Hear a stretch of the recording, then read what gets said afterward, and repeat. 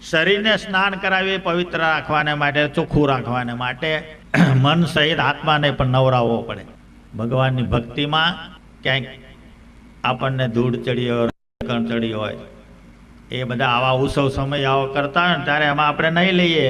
કારણ કે જ્યારે વશિષ્ઠ મુનિ સત્સંગમાં બેસતા ને ત્યારે અરુંધતી એમને ટોકે કે હવે તમે બ્રહ્મજ્ઞાની છો, સિદ્ધ છો, તમારે આવા મંદિરા લઈને શું બે આવવાનું? અજ્ઞાની માણસો ભજન કરે અને બિચારાને બીજું જ્ઞાન નથી. અરુંધતીને કહે છે એવું નથી. ઝાડ હોય ને નાનું, એને પાણી પીએ મોટું થાય, એ મૂળિયાથી પાણી લેતું થઈ જાય એટલે બહારના પાણીની એને જરૂર નહીં. પણ ઉનાળાના જે વાયરા વાય, એની જે ધૂળ પાંદડા ઉપર જે પડીને એને મૂળિયાનું પાણી કામ ન લાગે, એને બહારના વરસાદની જરૂર પડે.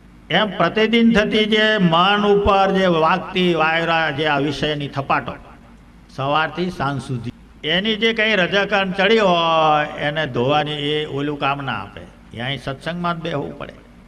કરોડો જન્મની પ્રકૃતિ છે, જાત જાતના આપણે ઘરમાં ભેગા થઈએ, હવના કર્મથી આવ્યા હોય, એ બધાએ શું છે, પોતપોતાનું પોટલું લઈને આવ્યા છે, પોતપોતાનું પોટલું લઈને રવાના થશે. આપણે કાકા મામા ભત્રીજા ભાણિયા કે મારો છોકરો, છોકરાનો છોકરો, આપણે એને વળગી પડ્યા. પણ શાસ્ત્ર શું કહે છે કે આપણું 10 વર્ષનું છોકરું મરી ગયું એટલે શોક થયો, લોકો આવ્યા, રડ્યા, કકડ્યા. એને શાસ્ત્ર શું કહે છે? 10 વર્ષ પહેલા ક્યાં હતો? તો કે એ તો ખબર નહીં. 10 વર્ષ પહેલા ક્યાં હતો એ તને ખબર નથી. તારો નહોતો, તારે તો હકીકત છે. તારે ત્યાં એ આવ્યો, 10 વર્ષ એને દર્શન આપ્યા, સંબંધ બાંધ્યો, રાખ્યો, રહ્યો. તારો નહોતો માટે જતો રહ્યો, એ તને પૂછવાય ન રહ્યો. એમાં તો રડો કકળે શું કામ? જેના તમને દર્શન નહોતા એના દર્શન થયા 5 એ ઘરમાં 50 માણા હોય, એ ઘરમાં 5 માણા હોય, એ ઘરમાં નાય હોય. આ તો પંખીનો માળો છે. કહેવાનું શું છે? ટિકિટ પૂરી થાય ઉતરવું પડે, એ ચાલે નહીં.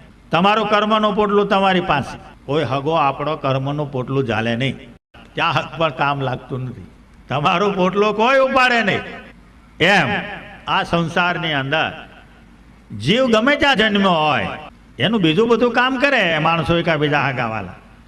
પોટલું ચાલવા કોઈ તૈયાર નહીં. એટલે એકાકી આવ્યો ને એકાકી જાય, એમાં કાંઈ બને નહીં. એટલા માટે શાસ્ત્રકારો કહે છે શરીર સંપત્તિ તમારી સારી હોય, ખૂબ સારું હોય, ટેડ બાંધીને ભગવાન બધો તમે એકલા જ છો એમ માનીને આપણે ધ્યાન કરવા બેસીએ કે દર્શન કરવા આવીએ કે મંદિરમાં જઈએ, બૈરાનો મંદિરમાં બૈરા, આપણે ત્યાં આપણે જઈએ, પણ પછી ત્યાં ગપ્પાની ટેવ કે આટલા માણસ છે એ જોવાની ટેવે નહીં રાખે. એ બહુ ખ્યાલ રાખવાનો. હું ને ભગવાન બે જ છીએ, એ બને ત્યાં સુધી સીમિત દ્રષ્ટિ બહુ પુણ્ય આપે.